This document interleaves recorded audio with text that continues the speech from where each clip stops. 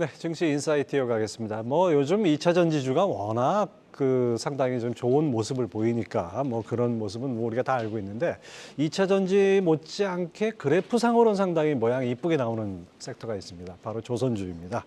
오늘 신영증권 엄경화 연구위원과 함께 얘기 나눠보겠습니다. 어서 오십시오. 안녕하세요. 네. 조선주가 52주 신고가를 최근에 많이 오늘은 물론 좀 약간 약세지만 네. 상승세를 이어가고 있습니다. 그 2분기 실적을 앞두고 있는데 실적은 어떻게 예상이 되고 있습니까? 실적은 노 서프라이즈 노 쇼크라고 생각하시면 될 것 같고요. 노 서프라이즈, 네. 노 쇼크. 저희가 네. 어차피 2021년 그리고 22년에 걸쳐서 수주한 그 선박들에 대한 건조가 지금 매출로 인식이 되는 부분이기 때문에 저희가 뭐 이렇게 특별히 안 나올 매출인데 나오는 것도 없고 뭐 나왔어야 되는 매출인데 안 나올 것도 없고 뭐 이런 상황이라서 실적은 그냥 작년보다 저희가 매출은 많이 늘어나고 수익성은 아직까지 다 온전히 회복하지 못한 정도 수준이라고 생각하시면 될 것 같고요. 일부 업체들 중에서 현대미포조선이나 아니면 하나오션 같은 경우는 영업 흑자 전환을 조금 장담할 수는 없는 상황이고 예. 나머지 업체들 같은 경우는 지난 분기보다 약간의 수익성 호조세를 보일 것으로 생각하면 될 것 같습니다. 예, 뭐 예상한 만큼 나온다 이렇게 보면 되겠네요. 네네. 자, 그다음에 이제 이 친환경 바람이 아주 거세지 않습니까? 이 국제회사기구 IMO가 장기 온실가스 감축 목표를 상향 조정했어요. 네. 그러다 보니까 이 내년에는 이 탄소 배출 규제가 조선과 해운 시장에 미치는 영향이 본격화될 것이다 이렇게 보이는데 이거 어떻게 생각하고 계십니까? 저희가 온실가스 관련된 그 규제는 사실 올해부터 이미 시작이고요. 이제 내년 정도부터는 실제로 배출하는 탄소를 가지고 등급을 매겨서 더 이제 추가적인 규제를 주려고 했었는데 요번에 이제 80차 회의라고 해서 저희가 IMO 회사기구에서 회의를 했는데요. 탄소세를 부과하는 거에 대해서는 약간 뒤로 미루겠다 이런 예. 얘기가 있었습니다. 그래서 이게 어떻게 보면은 장기적으로 봤을 때는 탄소를 줄이기 위한 그 움직임이 그냥 계속된다라고 보시면 될 것 같고 사실 발주 같은 경우도 이거에 대응하는 발주가 팬데믹 기간에 이미 시작이 됐다라고 보시면 될 것 같고요.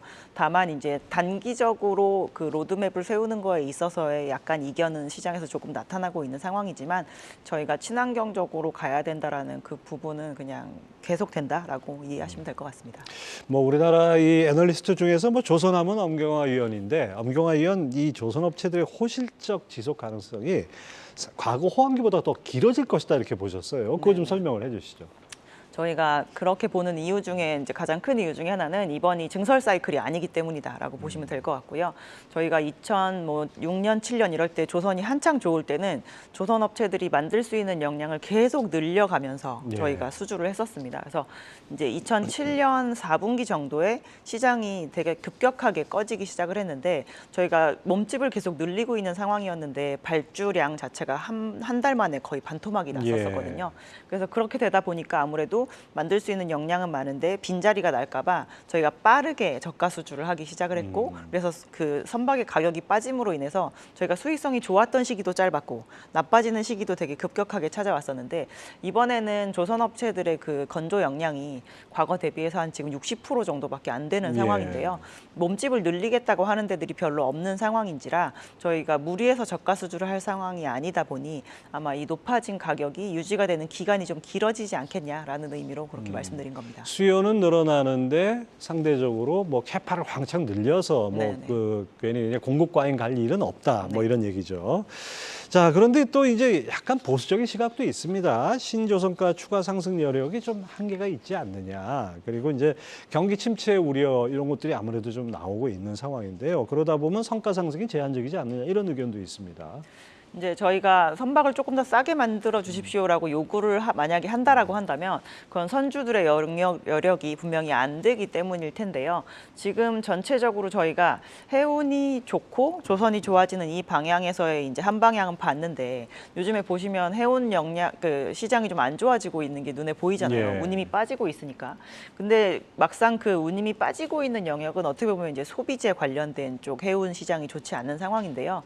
그쪽 영역에 계신 선주분들이 돈을 제일 많이 가지고 있는 상황입니다. 아, 그래요? 그래서 저희가 무조건 싼 배보다는 효율적이고 비싸도 상관없으니까 이제 앞으로 오랫동안 쓸 수 있는 배 그거에 대한 니즈가 강한 상태이기 때문에 선박을 무리해서 뭐 이제 가격을 좀 깎으려고 한다거나 이런 노력이 별로 보이지 않고 있어서 저희는 신조선가 상승세가 좀 유지가 될 가능성이 어느 정도 있지 않을까라고 보고 있습니다. 새로운 배에 대한 수요, 그러니까 뭐 집으로 따지면은 이제 단순히 뭐 이 집에서 다른 집으로 이사 가는 수준이 아니라 아예 개조를 한 여러 가지 면에서 효율을 높인 그런 쪽으로 이사를 한다는 차원에서 보면 바로 그런 점에서 가능성이 있다는 네. 얘기죠.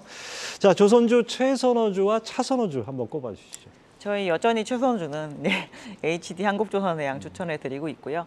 수주 올해도 여전히 작년에 이어서 더 이제 경쟁사 대비 잘 하고 있는 상황인데 성과 상승세가 조금 물론 상반기에는 많이 오르긴 했지만 그럼에도 불구하고 밸류에이션은 여전히 제일 싼 상황입니다. 그리고 차선호주는 이제 저희가 5월 말에 자료 작성하면서 현대 미포조선 한번 보시는 게 좋을 것 같다라고 네. 말씀을 드렸는데요. 실적에서는 분명히 올해 부각되는 부분이 없겠지만 수주 모멘텀이 가장 두드러질 수 있는 부분이 남아있다라고 보고 있습니다. HD 한국조선해양과 현대미포조선 이제 차선호주까지 꼽아주셨습니다.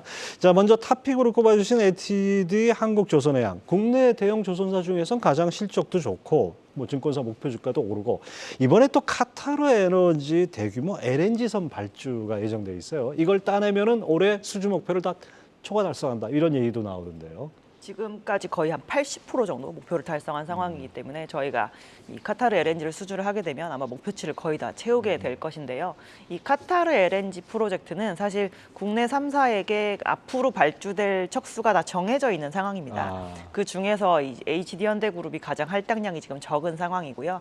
나머지 업체들의 그 상반기 수주 목표 달성률이 조금 낮은 편이었는데 그 물량이 나오게 되면 이제 나머지 업체들까지도 아마 목표치를 달성하게 되는 모습을 보일 수 있을 거고 연말이 되었을 때는 꼭 HD현대그룹뿐만 아니라 다른 회사들도 아마 올해 연초에 세웠던 목표치를 약간 초과 달성한 모습을 보이지 않을까라고 생각되고 있습니다. 하여튼 뭐 시장 분위기는 뭐 전반적으로 괜찮은 것 같습니다. 다만 근데 아무리 뭐 호재가 많아도 주가가 많이 오른 것만큼 더 부담스러운 게 없잖아요. 그렇죠. HD 한국조선해양 최근 주가 상승이 약간 부담스럽다 하는 분들도 있는데 추가 상승 여력이 있다고 보십니까? 저희가 10년 동안 적자와 흑자를 왔다 갔다 했기 때문에 이제 조선업체가 영업을 하면 순자산가치가 갖다 붙는 게 아니라 막 오히려 더 줄기도 하고 예. 이런 상황을 되게 오랫동안 보냈었잖아요. 그래서 항상 이제 어느 정도 오르기만 하면 부담스러움을 많이 느꼈는데 이제 올해부터는 어쨌든 실적이 흑자로 전환이 되고 저희가 영업을 하면 할수록 이 곡간이 늘어나는 그런 모습을 보이게 될 것으로 보고 있습니다. 그래서 이렇게 실적이 성장하는 산업에 대해서는 저희가 몇 년치 실적을 이렇게 앞당겨 오는 예. 것도 주가의 선방향도 많이 하게 되는데 아직까지는 그 선반영이 조금 없는 부문이 조선 쪽인데요. 만약에 저희가 24년 실적을 조금 땡겨온다라고 본다면 오히려 지금 주가도 별로 부담스럽지 않을 수 있다라고 볼 수가 있고 수주 잔고가 길어지면 길어질수록 그 미래의 잔고에 대해서 어느 정도 땡겨서 생각을 해보게 된다면 아마 이제 실적이 점점 나오면서 시장에서도 그런 부담을 조금 덜어버리지 않을까라고 보고 있습니다. 아무튼 뭐 앞으로 전망이 밝다는 것이 또 그런 그 긍정적인 전망을 가능하게 하나요. 자, 대형 조선소들은 상승 랠리를 펼치는 동안에 현대미포조선은 상당히 좀 소외됐다 네. 그럴까요? 실적 개선 속도가 느려서 그런가요? 이 현대 미포조선이 주로 만드는 배가 한 5만 톤급 정도의 이제 PC선이라고 해서 저희가 정유 운반선을 주로 예. 만들게 되는데요. 전 세계에서 아마 이 운반선을 가장 잘 만드는 회사 중에 하나일 겁니다. 경쟁사가 이 불황기 동안 거의 다 없어지다시피 했기 때문인데요. 경쟁사가 사라졌으니. 네. 하지만 이번 시황일 때 가장 선가가 적게 오른 선박이기도 합니다. 그렇죠. 저희가 과거에 수주한 거를 지금 만드는 매출이 나오게 되다 보니 이제 다들 막 흑자 전환한다고 얘기가 많이 나오는데 그 속도가 제일 느릴 수밖에 없는 것이고요. 다른 선박들 40-50% 오를 때 이 선박의 가격은 20-30%밖에 오르지 못했기 때문인데 어쨌든 저희가 거꾸로 간 것은 아니고 이것도 가격이 올랐기 때문에 뒤로 갈수록 속도가 조금 늦을 뿐이지 실적 개선세는 또한 뒤따라올 수 있다라고 보시면 될 것 같습니다. 그렇군요.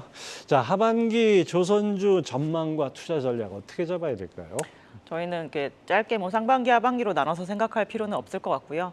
올해와 내년 정도로 나눠서 생각을 해보시면 될 것 같기 때문에 저희는 상반기 대비 하반기의 이 전략에 대해서 이제 조언을 드리는 거에 이제 바뀜은 없습니다. 그래서 올해 들고 계신 것들을 좀 내년까지 계속 들고 가시면서 고민하시면 될 것 같고 오히려 이제 지금까지 많이 죽어 있었던 영역에서 낙수 효과를 볼 수 있는 업체들로까지 투자의 영역을 약간 확장해 보시는 것 또한 생각해 보셔도 될 부분. 부분이라고 보고 있고요. 오늘 이제 큰 대형 뉴스가 나오면서 주가가 좀 조정받고 있는데 이럴 때 기존에 좀 바라보셨던 종목 오히려 비중을 늘리시는 것도 나쁘지 않은 선택이다라고 보고 있습니다. 오히려 좀 약간 약할 때 조정을 받을 때 오히려 좀 앞으로 미래를 보고 좀 담아가는 것도 방법일 것 같습니다. 저 작년부터 이제 엄경화 연구위원이 이 시간에 출연을 하셨는데 올 들어서는 상당히 표정이 밝아지신 것 같습니다. 자, 신영증권 엄경화 위원 함께했습니다. 감사합니다. 감사합니다.